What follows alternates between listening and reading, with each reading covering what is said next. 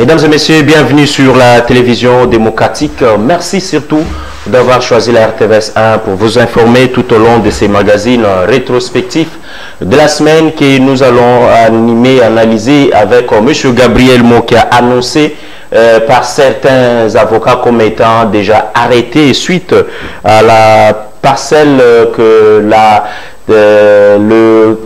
la TGI Gombe lui a rendu suite à la vente publique aux enchères. Et depuis 1996, nous allons en parler des fonds en combre. M. Gabriel Mokia a accepté notre invitation. M. Gabriel Mokia, bonsoir. Bonsoir, monsieur le journaliste. Alors, bonsoir à tous ceux-là qui m'aiment. Et bonsoir à ma famille. Vous voyez déjà aux arrêts, là. Et bonsoir à mon parti politique, à un membre de mon parti politique.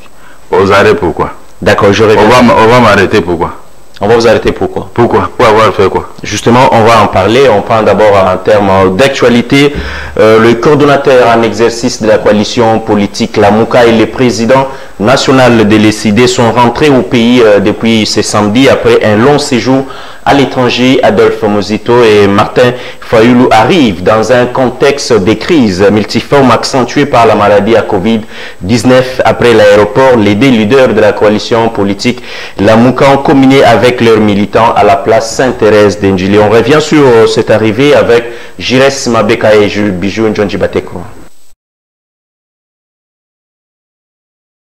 C'est aux environs de 12h40, aire de Kinshasa, que l'avion à bord duquel s'est trouvé Martin Fayulu Madidi et Adolphe Muzito a atterri à l'aéroport international de Ndjili. Un accueil chaleureux a été réservé à ces deux leaders de la Mouka par leurs cadres militants mobilisés qui avaient envahi les installations aéroportuaires et les abords du boulevard Lumumba dès les petites heures matinales de ce samedi. De l'aéroport, le cortège s'est ébranlé pour se diriger vers la place Sainte-Thérèse de Ndjili où de nombreux autres militants de la Mouka attendent leur leader pour un message.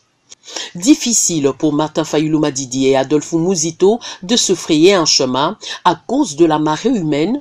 Les deux leaders de la Mouka étaient par moments contraints d'effectuer la marche à pied.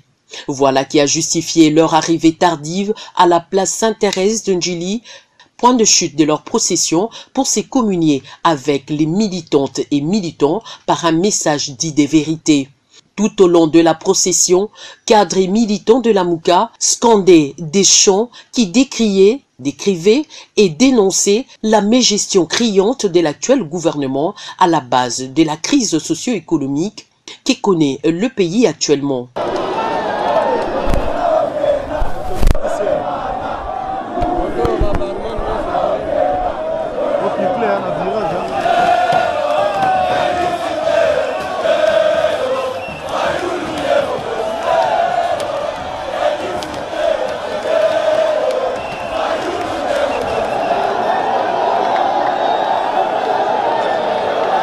Arrivé à la place Sainte-Thérèse de Ndjili, Martin Fayulu Madidi a remercié le militant de la Mouka pour l'accueil leur réservé.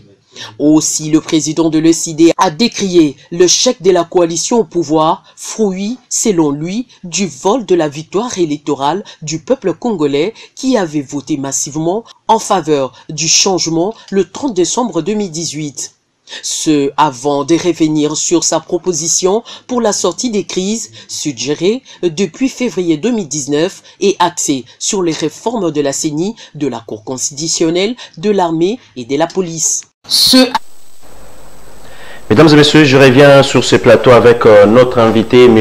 Gabriel Mokia, président national du MDECO. Alors, M. Gabriel Mokia, quand même, c'est une arrivée qui mérite d'être suivie. Adolphe Muzito et Martin Fayulu. Mon Dieu, moi, je vous ai dit ici que toutes celles et tous ceux qui ont œuvré avec moi dans l'opposition, je dois soutenir leurs actions, sans exception. Fayulu, on a été avec lui dans la dynamique de l'opposition. C'est moi qui avais recollé la dynamique. Ça a fait un grand succès. S'il est devenu chef de l'État, je dois le soutenir. Si moi aussi je deviens chef de l'État, lui aussi il a l'obligation de me soutenir avec Muzito. Donc je n'ai pas de problème. Ce sont mes amis de l'opposition. Peut-être c'est sauter, comme disent l'oiseau bête au cara. Oui, c'est normal. Vous savez, les succès troublent tout le monde si c'était des hommes. Mais moi, le succès ne peut pas me troubler. Je ne peux pas oublier Kalombo qui était journaliste et qui me recevait. Je ne peux pas oublier un caméraman si je suis un chef. C'est moi qui va commencer à vous appeler. Et non, vous faire l'inverse. Ils sont rentrés. Bon retour, ce sont mes jeunes frères. Ils ont fait récolter un grand succès. Très bien, mais j'aurais voulu seulement qu'ils quittent la résistance, ils doivent revenir dans l'opposition pour pouvoir critiquer l'action de l'exécutif. Ce que moi je peux leur demander, c'est ça. Donc vous estimez qu'il n'y a personne dans l'opposition? Oui, il n'y a personne. Dans l'opposition, moi des fois je quitte Félix, je descends, je fais un peu l'opposition, puis je rentre. Donc je suis troublé. Mais c'est ça je fais l'aider. C'est ça que la population n'arrive pas à bien discerner. Non, parce que la place est vide. La place de l'opposition est vide. Dans l'opposition, la place est vide.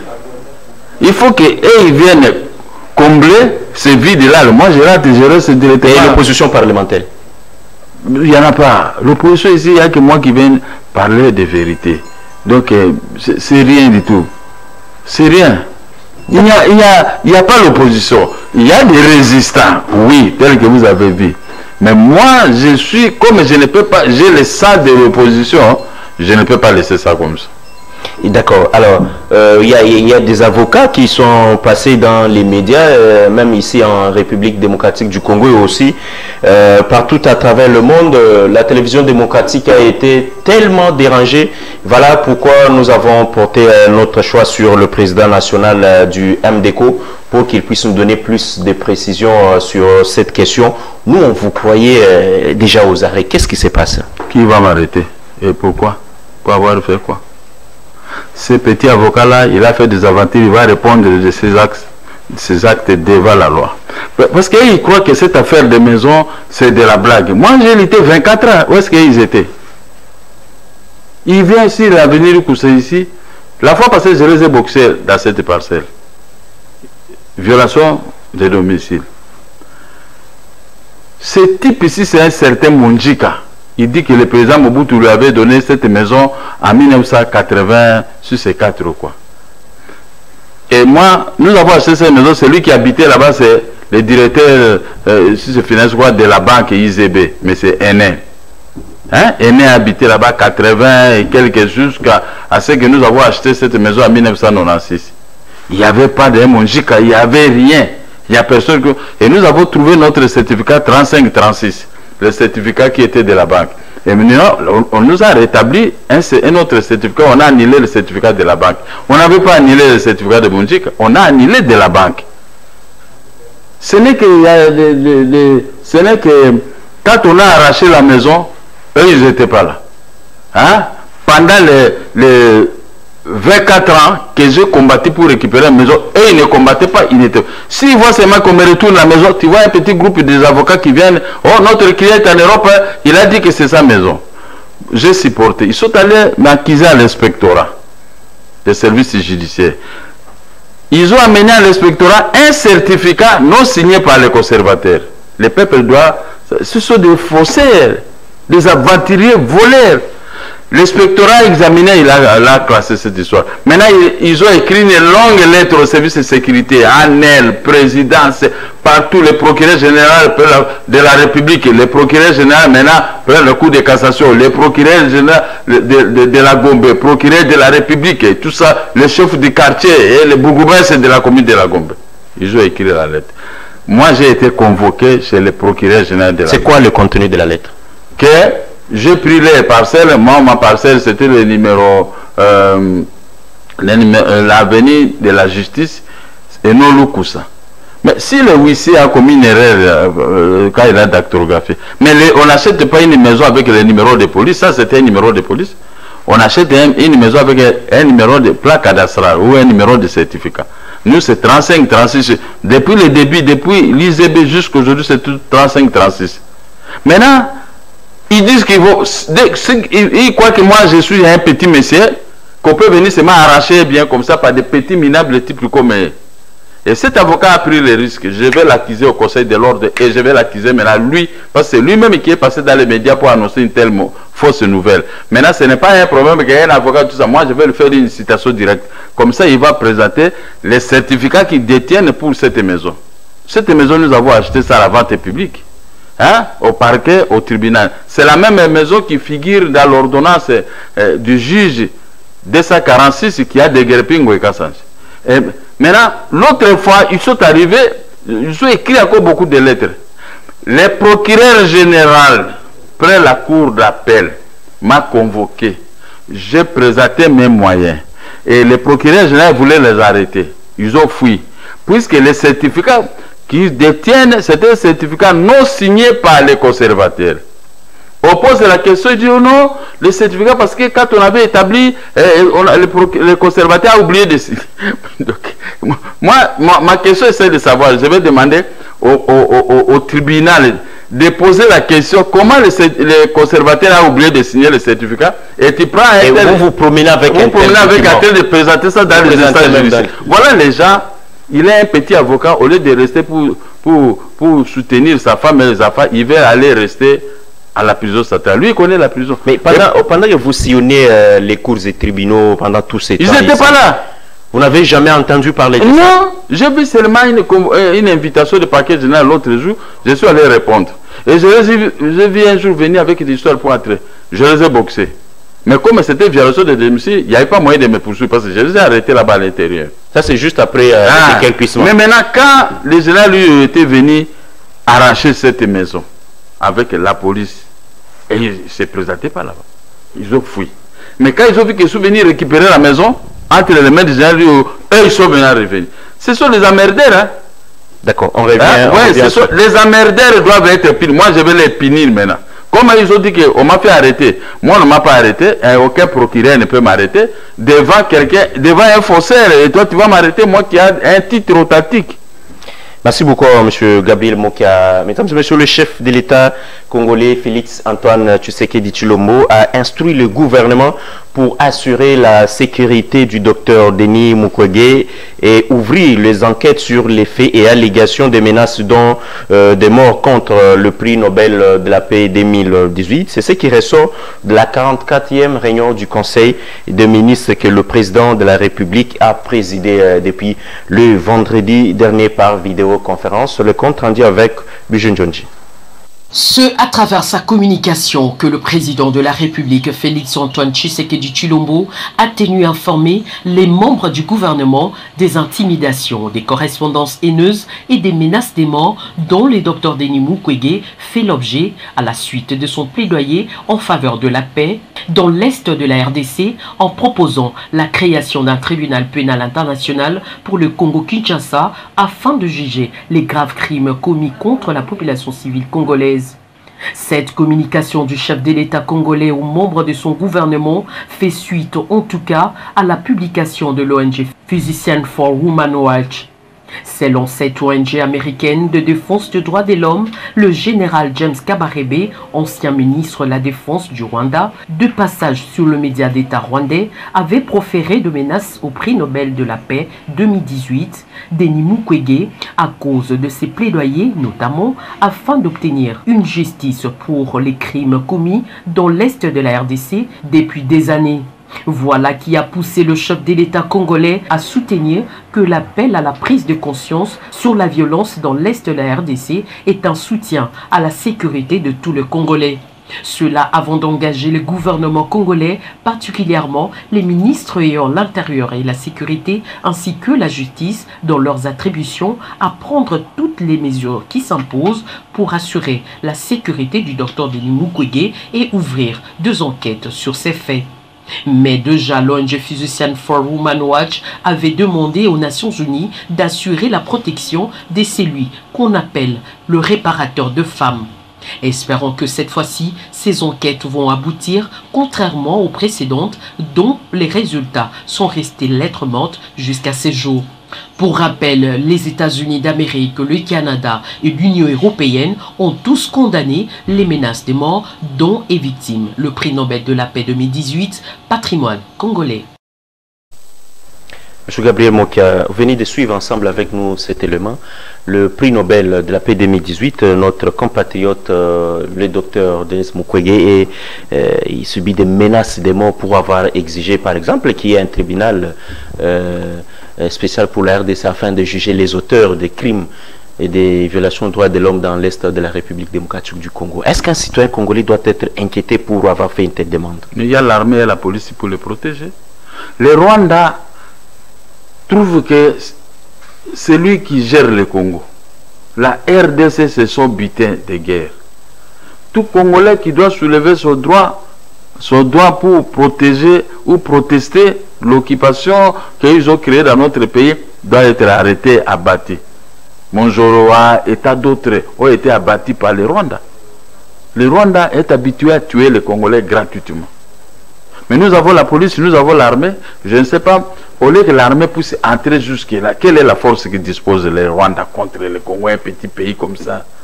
Hein? Général Maël était entré là-bas jusqu'à aller récupérer le corps d'Abiyarimana. Les Rwandais sont plus forts que nous, les Congolais. Mokwenge ne sera pas tué. Il a réparé, c'est le terme qu'on utilise, hein, oui. Il a réparé toutes les femmes victimes que les Rwandais violaient, tuaient, mettaient les bateaux dans leur ventre, les femmes enceintes. Ils ont beaucoup tué les Congolais, 12 millions de morts. Mais les Congolais ne s'en rendent pas compte. Nous, les Congolais, nous sommes dans la distraction. Au lieu de coaliser nos efforts pour neutraliser le Rwanda et l'Ouganda et Burundi pour qu'on puisse rester à paix et qu'on puisse craindre ces pays, pour qu'on puisse reprendre notre production pour le développement de notre pays. Mais nous sommes là que les attaques entre nous. Dans cette distraction, voici maintenant ce qu'il faut le Rwanda. Maintenant, un docteur qui sort du Nord, il faut un tribunal spécial pour juger les crimes de l'Est. Mais comment quelqu'un peut venir pour tuer celui qui a parlé? Ah non, le chef de l'État doit prendre ça au sérieux. La question a été évoquée lors de la 44e réunion du Conseil des ministres. Qu'est-ce qu'il faut faire exactement? Les protéger, il faut... C'est le problème des premiers ministres, les ministres de la Défense, sécurité du territoire. C'est leur problème parce qu'ils doivent faire un rapport détaillé au président de la République. Que Gabriel Monki a dit. Il y a eu tuerie de 12 millions de Congolaises et Congolais par le Rwanda, Ouganda, Burundi. Et à ce titre, comme ils ont occupé plusieurs chefferies, quelques territoires du pays, entre autres Rutshuru et entre leurs mains, tous ces Rwandais qui sont là. Maintenant, il faut une opération de grande envergure. Il faut récupérer les réservistes et tout le monde pour pouvoir contraindre le Rwanda de jurer de ne plus mettre ça. Nous pouvons même prendre Gisenyi. On prend Gisenyi. Et les gens, les habitants du Goma doivent aller récupérer tout l'argent dans des banques au Rwanda, tout ça, on doit quand même enrichir. Vous êtes parmi des acteurs politiques qui ont toujours demandé qu'on attaque finalement. Mais parce que, regardez, on veut tuer notre docteur. Puisqu'il a demandé la création d'un tribunal pénal contre ces exactions. Mais est-ce que vous, nous-mêmes, les Congolais, qu'est-ce que nous raisonnons? Moi, j'ai soulevé mes doigts depuis des années et j'ai connu des ironies dans cette affaire. Le docteur a osé de m'aboîter les pas. Voici ce qui lui arrive.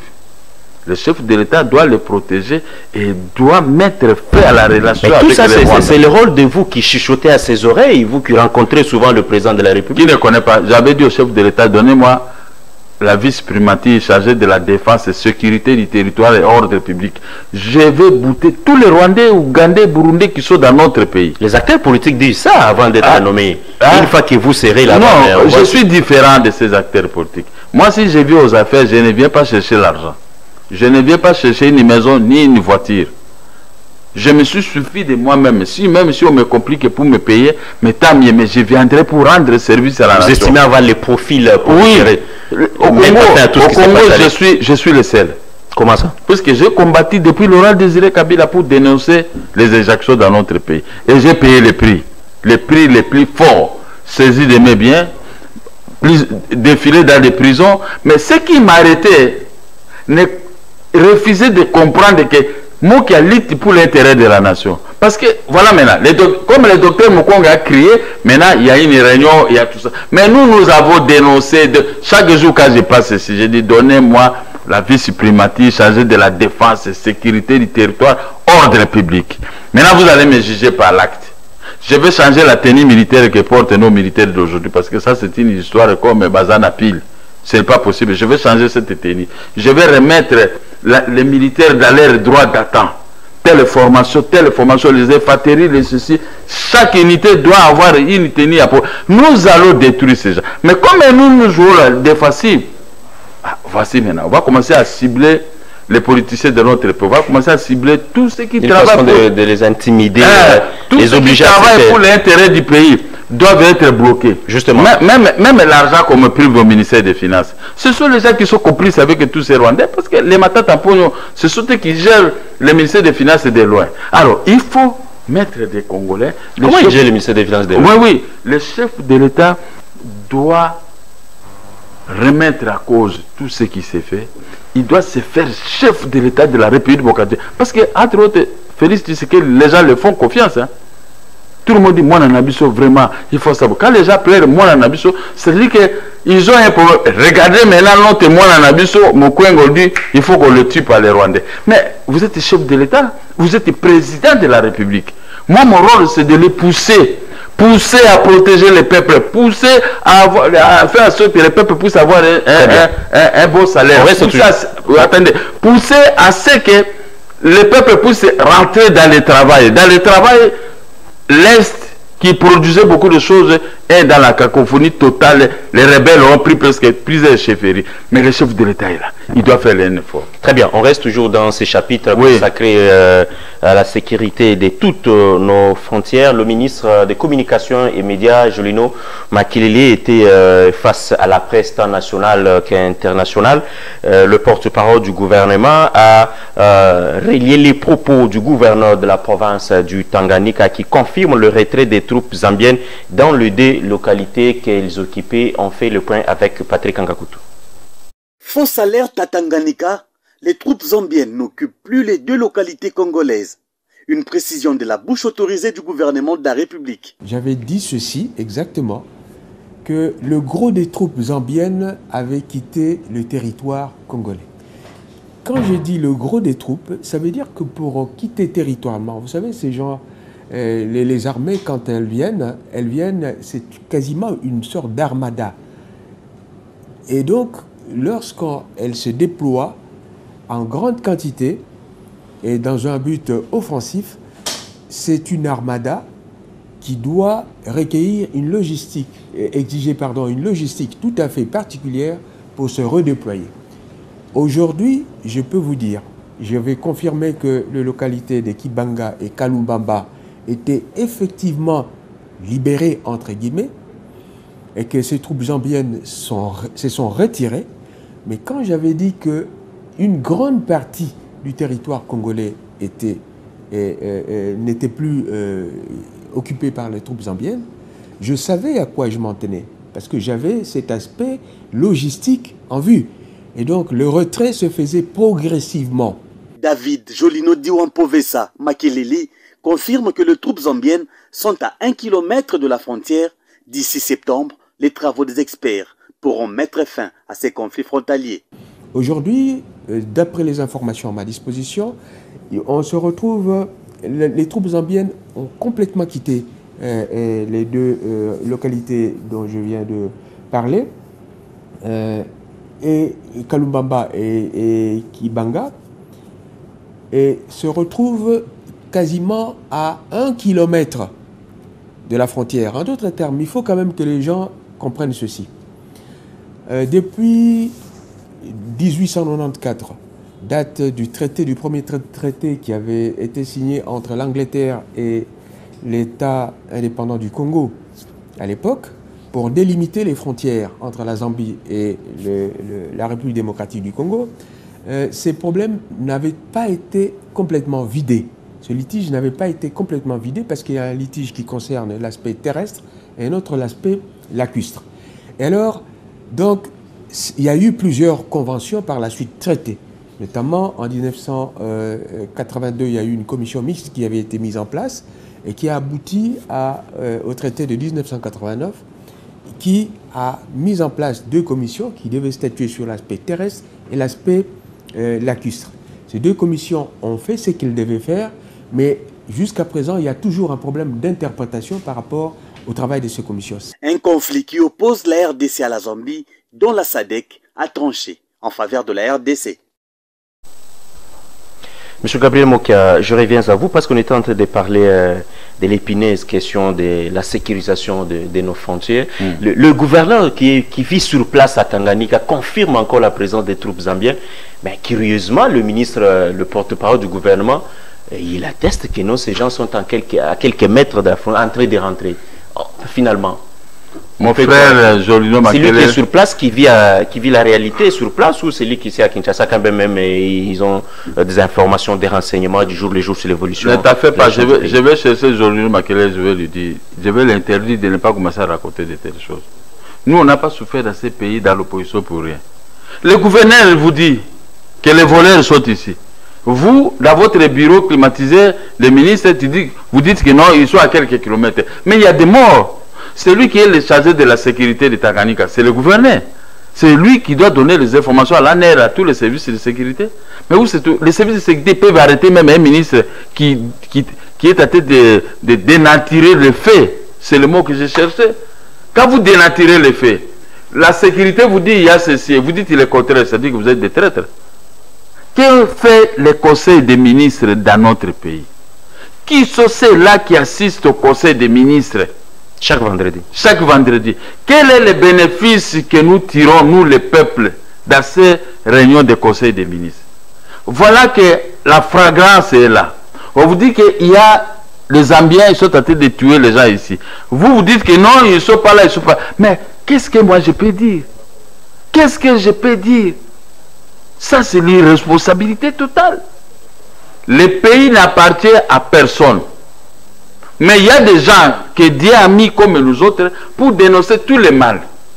Pas pour insulter, mais dénoncer le mal. Mais quand nous dénonçons, les services de sécurité doivent s'en saisir.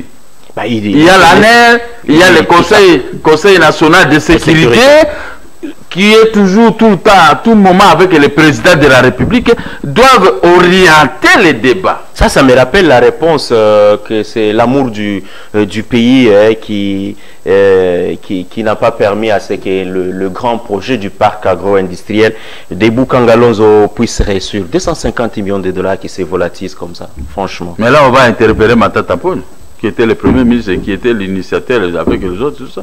Ils ont pris l'argent, ils sont allés construire l'université, ils ont caché l'argent ailleurs. Maintenant, le pays est dans la merde. Même les Bukangalonzo, je crois que c'est fermé. On a vu les engins abandonnés comme ça sur les herbes. Mais c'est quel pays ça? Matata Ponyo, ce n'est pas un modèle d'un gestionnaire. Un mauvais cœur, ce monsieur. Qu'est-ce qu'il a encore? Il a un cœur vraiment comme un Rwandais. Donc les Rwandais, ce sont les Rwandais qui disposent de tel cœur. Et le même cœur, il a transposé ça au ministre des Finances actuel. Pour eux, avec les religions qui prient là-bas d'une manière nocturne, hein, pour eux, le peuple congolais doit souffrir. La souffrance leur donne la bénédiction de réussir dans la vie. Qu'est-ce qui est en train de faire l'actuel ministre des Finances? Mais c'est son petit.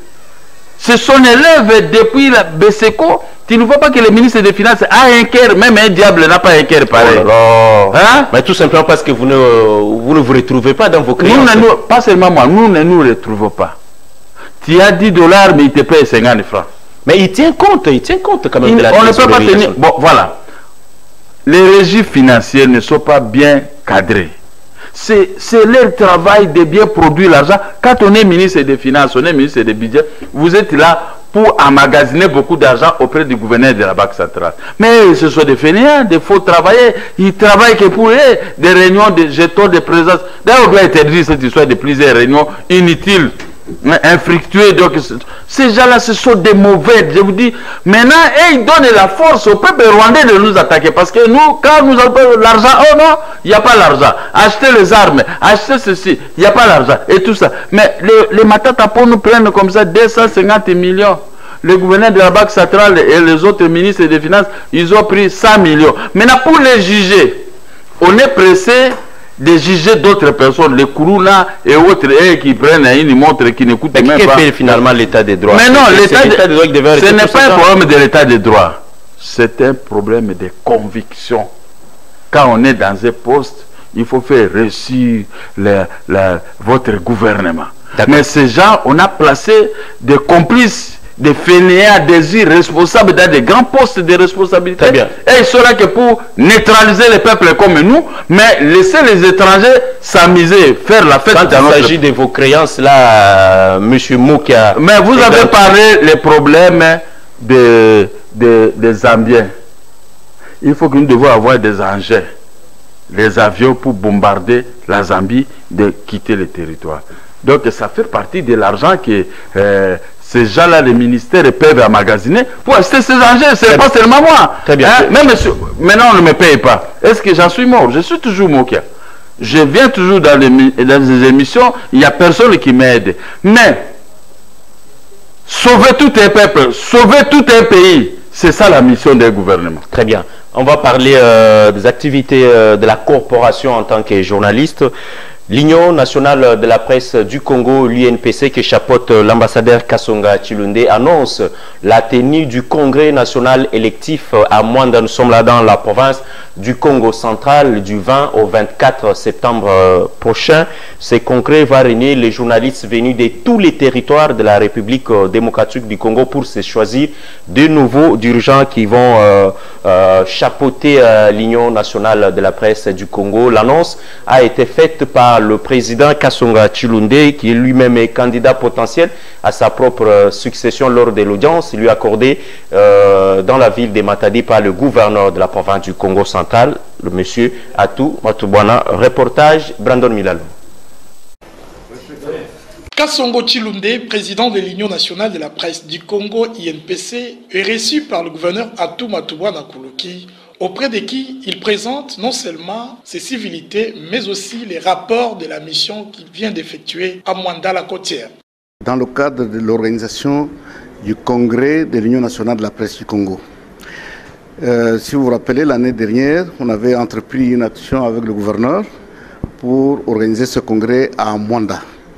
Toutes les dispositions étaient déjà prises jusqu'au moment où il y a eu des turbulences politiques dans la province et le projet a été un peu suspendu. Maintenant que nous l'avons relancé avec un autre partenaire, je suis descendu à Mwanda pour voir le terrain, essayer d'identifier les hôtels qui doivent héberger les délégués, et de voir là où pourra se tenir le congrès, et ensuite identifier les sites touristiques qui peuvent permettre à tous les journalistes de visiter, parce que vous savez que la plupart n'ont jamais été ici. Et Mwanda, l'embouchure, ils ont appris dans l'histoire. Mais quand ils ont appris que nous allons venir à Mwanda, ils étaient heureux. Comme ça, ils vont visiter Mwanda. Alors, après avoir fait tout ce travail, j'ai pensé qu'avant de rentrer, il fallait voir l'autorité provinciale, lui rappeler ce projet que nous avions en commun, et ensuite rentrer en attendant que le 20 septembre, les délégués viennent à Kinshasa et continuent sur Mwanda pour commencer le congrès le 21 jusqu'au 23 septembre. Alors, M. Gabriel Mokia, avant qu'on puisse se séparer, on revient un peu sur les allégations de ces avocats qui sont sur le point même de vous ravir une fois de plus la parcelle et tout ce qui se passe là-dedans. Alors, d'une manière brève, qu'est-ce que la population peut retenir, celle qui s'inquiétait que non, Bakangi sous son arrêté, M. Gabriel Mokia? Non, il n'y a rien. Moi, depuis le matin, j'étais à la maison. Je suis allé au bureau pour prendre ils avaient besoin d'un code. J'ai pris le code et je suis avec ça. On ne va pas m'arrêter et on ne m'a pas arrêté. Et on ne va pas m'arracher la parcelle. Pendant 24 ans, quand moi je me battais avec la banque et d'autres personnes, où étaient ces avocats-là pour venir réclamer la maison? Et puis, pour réclamer la maison, tu dois avoir un certificat d'enregistrement. Et ils n'ont pas de certificat. Vous pensez qu'ils viennent du néant? Vous ne craignez pas qu'il y a quelque chose qui se cache? Ce sont des voleurs. Quelque chose, ils sont plus forts que le Ngweka Sanji, la Banque centrale et tout ce monde-là. Ils sont plus forts que Némi Molange, que moi j'ai bâti tous ces gens-là. Mais un petit avocat comme ça qui raconte ça, moi je vais l'arrêter, je vais le faire arrêter. Attendez seulement. Ils ont un certificat qui n'est pas signé par les conservateurs. Comment ils ont eu ce certificat? Voilà des voleurs. Mais comment ils se présentent dans les causes avec un document sans signature? Non. Et puis ils sont libres. Mais même le procureur qui m'avait jugé, l'avocat général, m'a dit, mais ces gens, je les appelle, ils ne viennent pas, mais le certificat n'est pas signé. J'ai dit, mais c'est Faites un mandat d'arrêt provisoire. Arrêtez-les. Il y a des images qui circulent sur la toile parlant des trucs dans la parcelle. Vous aurez autorisé aux jeunes gens de venir se baigner dans la piscine. C'était une façon de saboter les travaux entrepris par Ngoïka Sanje. Mais Ngoïka Sanje a trouvé la piscine là-bas. Cette piscine, c'est ma piscine. Mais il a quand même amélioré. Mais c'était aussi très bien à l'époque. Vous me prenez comme qui? Moi, j'ai investi dans ma vie. Les gens ne peuvent pas voir comme si c'est voir la misère peut-être des mots qu'il y a d'aujourd'hui. Mais c'est ça, c'est comme ça que je vivais dans l'opulence aussi. Est-ce que vous confirmez ces images? Non, je ne peux pas confirmer ces images. Voici les vraies images. Attendez, avant de vous montrer les images. La piscine qui fait le tour de... La piscine qui fait le tour de Facebook, c'est la piscine de Ibeka, le président malien qu'on a renversé, n'est-ce pas? Quand on renverse le chef de l'État, même quand Mobutu était parti, tous les gens de Katach, tous les gens des environs étaient venus prendre tout ce qui était dans la maison de Mobutu. C'est la même chose comme Ibeka. Mais c'est ça ma piscine. Qui peut entrer là-bas alors qu'il y a des policiers là-bas? Qui peut entrer pour aller faire un amusement là-dedans? Qui peut entrer? Moi, j'ai confirmé, ce ne sont pas les images. Oh, ça, c'est les images qui circulent, ce sont les images de... Et vous aurez même déterré des trucs que quelqu'un... Non, ça, moi, je n'ai rien déterré.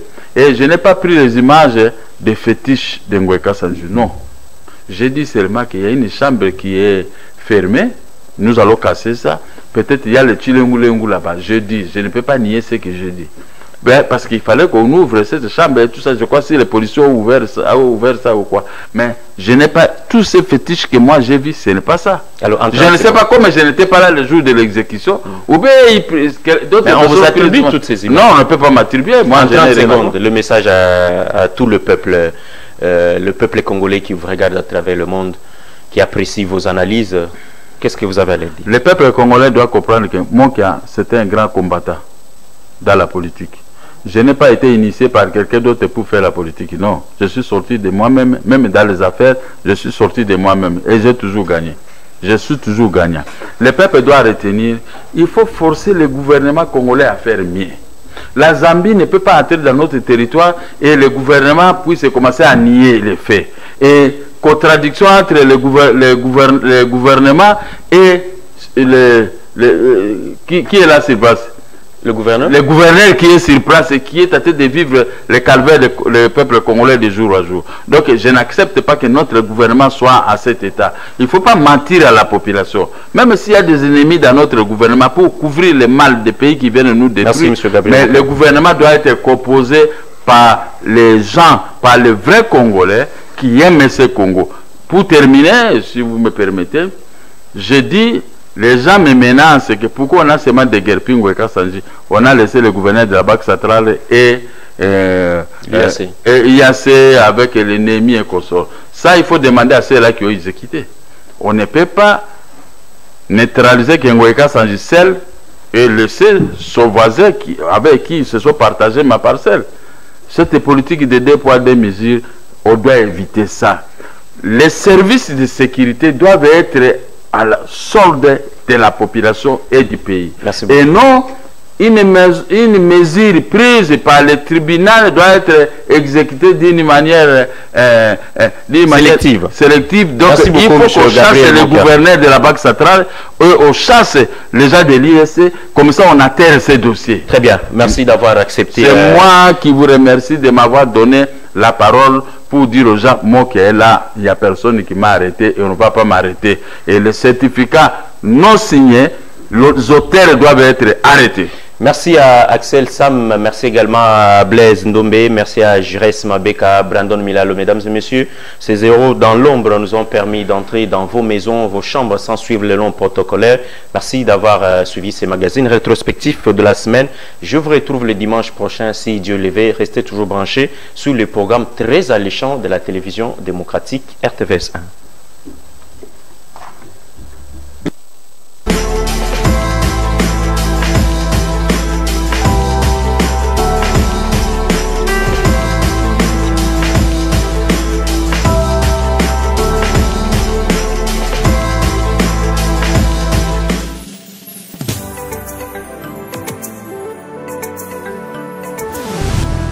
Radio et télévision satellitaire au Congo.